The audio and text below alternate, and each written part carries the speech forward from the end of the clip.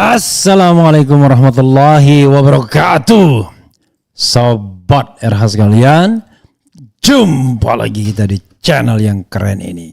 Keren cadas, terpaksa tangan kiri ya, di kanannya ada gorila ya. Sobat RH sekalian, kita jumpa lagi hari ini. Alhamdulillah ya, kita bisa tetap bisa ngonten, bisa bikin video karena kesehatan itu penting jenderal. Ya. Oke, coba kita bacakan. Kok bisa ya ada perspektif yang mengatakan mundurnya Mahfud MD menguntungkan atau membuat Amin ketiban durian runtuh. Tapi walaupun terlambat ya, kita hargailah pengunduran diri Mahfud MD, walaupun ya ini bagian dari langkah politik juga, tetapi paling tidak itu hal yang benar dan paling benar. Nah, Prabowo kapan mau mundur? Karena soal etika politik, konflik of interest sama, ya kan? Potensi Prabowo juga tinggi. Tetapi saya kira tidak akan mundur dia, karena dia bagian dari pemerintahan, di-endorse oleh kekuasaan, bahkan memanfaatkan kekuasaan untuk memenangkan pertarungan. Jadi kemana mau dia mundur? Ya, mana mau dia mundur ya. Coba kita lihat Sobat Era sekalian ya. Kita bacakan dari suara.com. Amin ketiban durian runtuh pasca Mahfud MD mundur. Kok bisa? Ini kata pengamat politik The Indonesian Institute Arvianto Purbolaksono angkat bicara terkait suara.com ya, terkait keputusan mundur Mahfud MD sebagai Menko Polhukam. Menurut Arvianto, mundurnya Mahfud justru membawa dampak positif secara elektoral untuk Amin. Ia menjelaskan keputusan mundur Mahfud MD tak lepas dari hasil survei untuk paslon nomor 3. Di sejumlah survei pasangan Gambut Ganjar Mahfud masih tertinggal dengan atau dari Anies Mohaimin.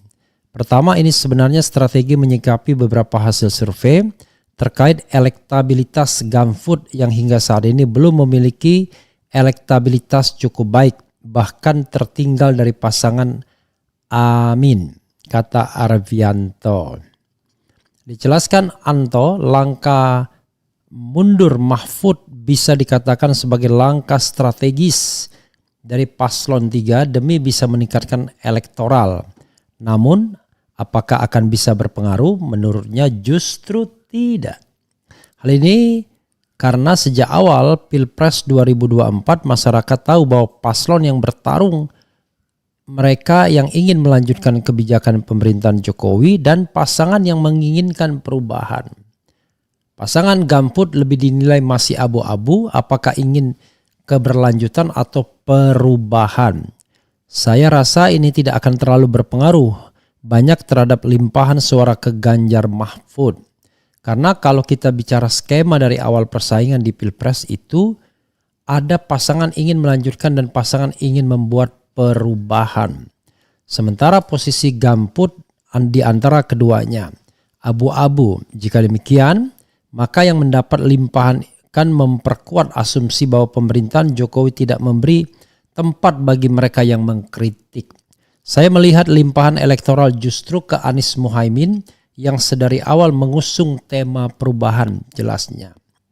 Apalagi kata Arvianto, mundurnya Mahfud MD tidak akan berpengaruh signifikan pada elektoral pasangan 03. Mengingat hari H pencoblosan Pilpres 2024 tinggal 2 minggu lagi.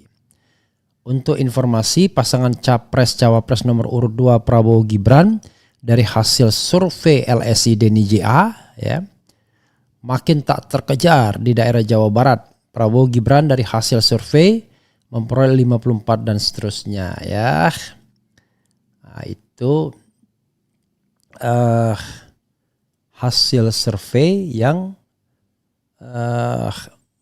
meragukan karena Denny JA bagian dari tim pemenangan Prabowo Gibran ya.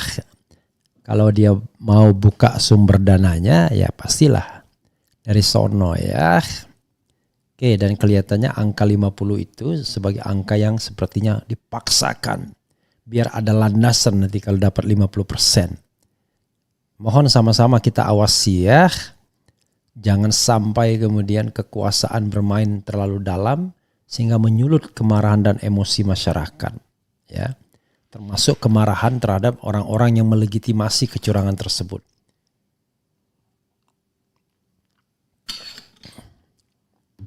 Oke, sobat sekalian, mohon maaf ya kalau saya melet-melet karena saya minum alpukat. Ya, sobat semuanya, itu yang dikatakan oleh pengamat dari The Indonesian Institute.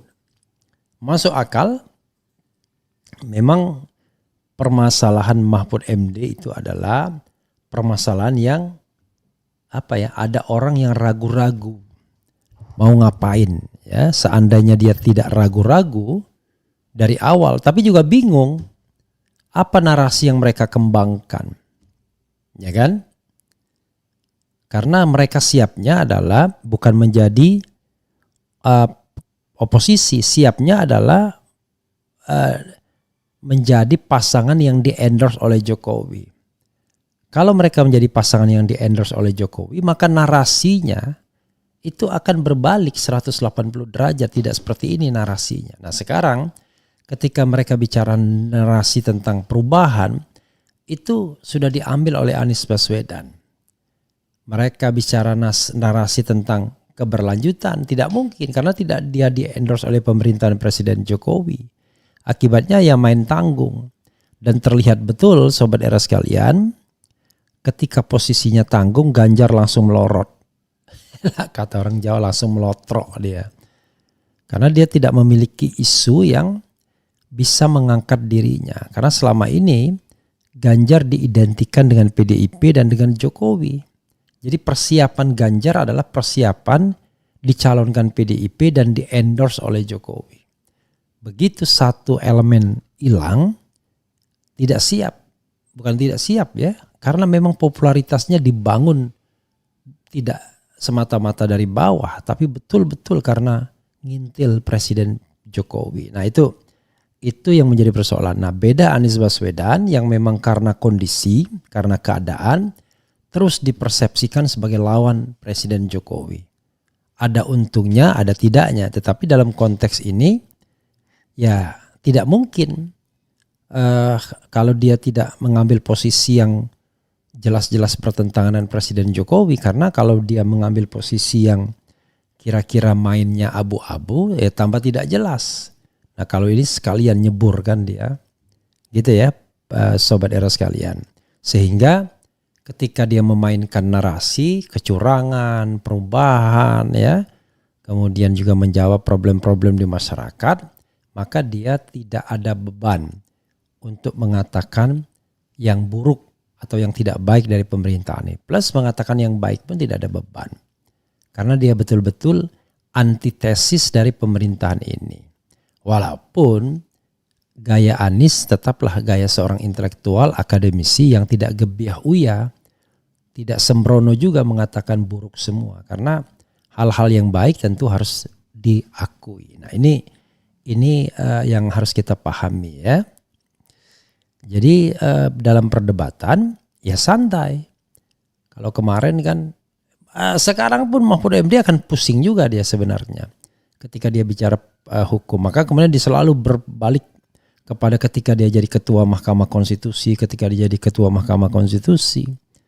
Harusnya kalau misalnya dia bicara tentang pemerataan, keadilan ya, apa fungsi Menko Polhukam yang utama, kan itu yang harus ditunggu orang sesungguhnya.